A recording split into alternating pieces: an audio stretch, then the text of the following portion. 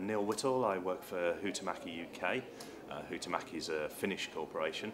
I also work on the Foodservice Packaging Association. I chair the environmental committee. Foodservice Packaging Association is a trade association which has actually been around for a lot of years. In terms of what it's out there to do, it's there to feed its membership with information. It's about supporting the industry as a whole, promoting a good message about what we do.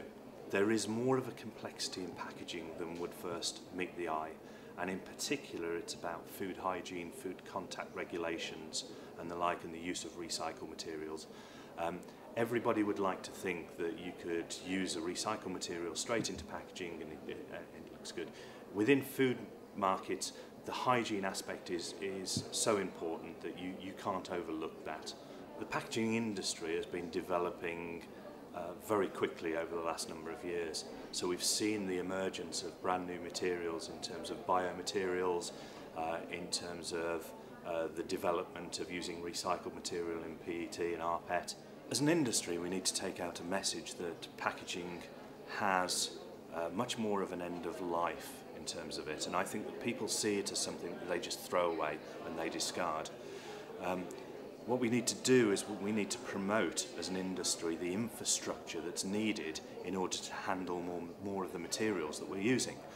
I'll just give an example, which is that certain authorities love to collect PET, a very highly recyclable material, but they prefer it in a bottle format because it looks like a bottle, and so the recycling process will handle it. How do we attack that infrastructure and improvements in that to get more of our products through that process, which in turn will make the consumer believe that actually it's not a throwaway product. It never was. It was there to protect the product, and then it can be used in some other way.